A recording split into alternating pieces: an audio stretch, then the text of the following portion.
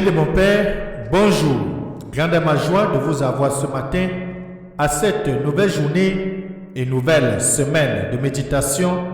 Nous sommes aujourd'hui lundi de la deuxième semaine du temps de l'Avent. J'imagine que hier, chacun de nous sommes donc allés à l'église célébrer le deuxième dimanche de l'Avent où nous avons écouté les textes qui nous ont été donnés par l'église.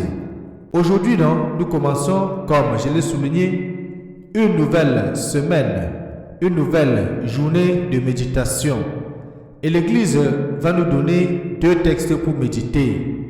Nous avons le livre du prophète Isaïe, au chapitre 35, les versets 1 à 10. Et dans ce livre, le prophète va dire que Dieu va venir lui-même et va venir pour sauver son peuple.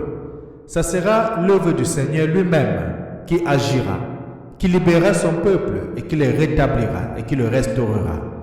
Et nous aurons ensuite l'évangile de Jésus-Christ selon Saint Luc au chapitre 5, les versets 17 à 26, dans lequel ceux qui vont écouter Jésus-Christ parler, les pharisiens et les docteurs de la loi, vont dire qu'ils n'ont jamais vu de choses extraordinaires tel que Jésus est en train de le faire, dans son enseignement aussi poignant et juste, mais aussi dans les actes qu'il pose, les actes qui accompagnent son enseignement, parce que le Fils de l'homme parle avec autorité.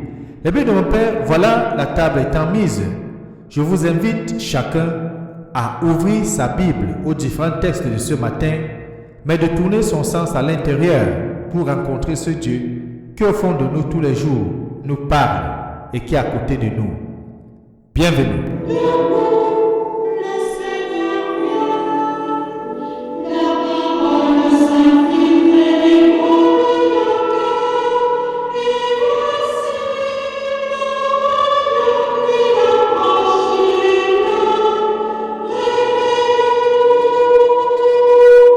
L'aveugle en moi, tournons-nous donc vers l'Éternel des armées et prions. Seigneur, tu as fait de saint Ambroise un docteur de la foi catholique et un courageux successeur des apôtres. Suscite à ton Église les hommes selon ton cœur, capables de la gouverner avec force et sagesse. Nous te demandons par Jésus-Christ, ton Fils bien-aimé, lui qui vit et règne avec toi dans l'unité du Saint-Esprit, Dieu maintenant et pour des siècles des siècles. Amen. Je vous invite dans le bien de mon Père à ouvrir chacun sa Bible au texte du prophète Isaïe, de lire dans le chapitre 35, les versets 1 à 10. Bonne lecture.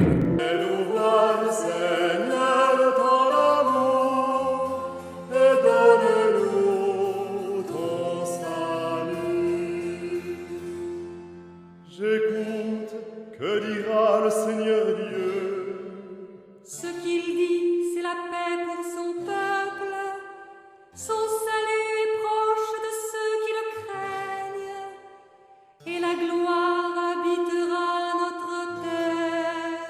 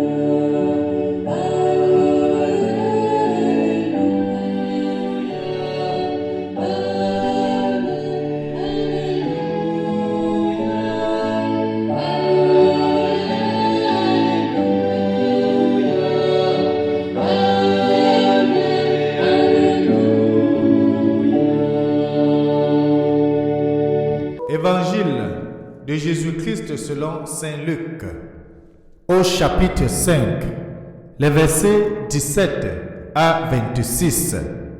Un jour que Jésus enseignait, il y avait dans l'assistance des pharisiens et des docteurs de la loi, venus de tous les villages de Galilée et de Judée, ainsi que de Jérusalem, et la puissance du Seigneur était à l'œuvre pour lui faire opérer des guérisons. Arrivent des gens portant sur une civière un homme qui était paralysé. Ils cherchaient à le faire entrer pour le placer devant Jésus, mais ne voyant pas comment faire à cause de la foule, ils montèrent sur le toit et, en écartant les tuiles, ils le firent descendre avec sa civière en plein milieu devant Jésus. Voyant leur foi, il dit: « Homme, tes péchés te sont pardonnés. » Les scribes et les pharisiens se mirent à raisonner. Qui est-il celui-là? Il dit des blasphèmes. Qui donc peut pardonner les péchés sinon Dieu seul? Mais Jésus, saisissant leurs pensées, leur répondit: Pourquoi ces pensées dans vos cœurs? Qu'est-ce qui est le plus facile?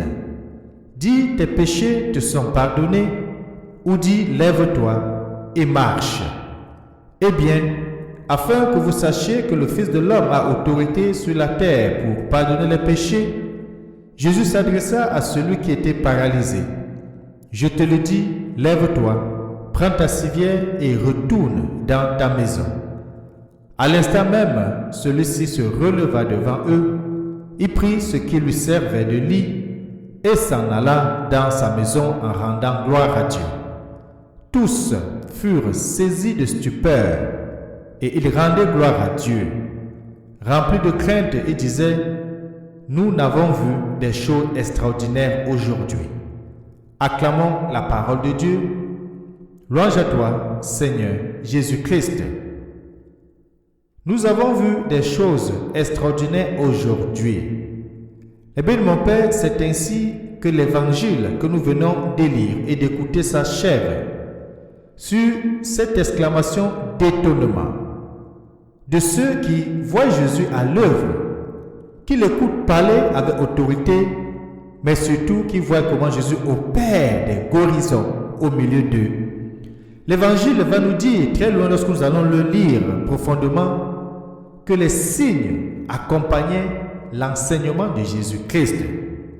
Les signes témoignaient qu'il est vraiment Fils de Dieu, celui qui était annoncé depuis l'Antiquité, du moins celui qui était annoncé depuis les temps anciens par les prophètes. C'est lui qui est aujourd'hui là, qui opère des miracles au milieu du peuple. Eh bien, mon Père, ce qui est fondamental et intéressant dans ce que nous venons d'écouter, c'est d'abord que Jésus opère le miracle par la foi de ceux qui croient en lui. Il ne le fait pas par simple caprice. Il le fait par l'adhésion libre, l'adhésion désintéressée de ceux qui viennent vers lui. Et c'est pour ça qu'il va dire: ta foi t'a sauvé, tes péchés sont pardonnés. Parce que la maladie était liée au péché que l'on commettait. Donc, en libérant l'homme de son péché, Jésus établit l'homme dans sa dignité de fils et de fille de Dieu. Jésus l'établit dans sa pleine personne humaine, mais surtout en communion avec Dieu, et le guérit. Aujourd'hui, nous avons vu des choses extraordinaires. C'est l'exclamation qui sort suite à la puissance du Seigneur à l'œuvre. Le serviteur de Dieu accomplit sous nos yeux des merveilles annoncées par les prophètes. En d'autres termes, c'est ce qu'on peut dire. Cette puissance au milieu des hommes, c'est le signe du royaume de Dieu qui vient. N'oublions pas et ne perdons pas de vue que nous sommes dans le temps de l'Avent, qui est le temps de l'attente. Jésus, devant la paralysie qui lui est présentée, demande à son auditoire: quel est le plus facile, de dire tes péchés te sont remis, ou de dire lève-toi et marche? Le Messie, celui que Dieu nous envoie, Jésus Emmanuel au milieu de nous, porte en lui la puissance de pardonner les péchés, et son pardon est guérison. À l'instant même, celui-ci se leva devant eux, il prit ce qui lui servait de lit ou de brancard, et s'en allant chez lui en rendant grâce. C'est ce que l'Évangile va nous dire pour établir la guérison de ce paralytique. Par cette parole, Dieu nous redit aujourd'hui à toi qui m'écoutes, à moi-même qui le lis et qui parle, que toute forme de mal physique ou moral qui occasionne la souffrance à sa racine dans le péché, comme la terre productive devient un désert quand on bouche les sources. Laissons alors la source d'eau vive qui jaillit du cœur de Jésus assainir et purifier nos cœurs. Laissons les biens de mon Père tous nos raisonnements, car le pardon de Dieu, pour qui l'accueille avec foi, est capable de le restaurer jusqu'à dans son corps. Dieu l'a montré il y a 2000 ans. Dieu aujourd'hui nous le redit. Dieu demain viendra dans le monde, dans notre vie. Sommes-nous prêts à l'accueillir? Sommes-nous disposés à le laisser nous transformer? Sommes-nous attentifs aux signes et aux clins d'œil qui nous montrent pour annoncer son arrivée, pour que nous puissions prêts à l'accueillir dans une véritable rencontre de face à face? Et que Dieu Tout-Puissant nous aide à comprendre cela aujourd'hui et qu'il nous bénisse et nous garde, lui qui est Père, Fils et Saint-Esprit. Amen. Bonne journée.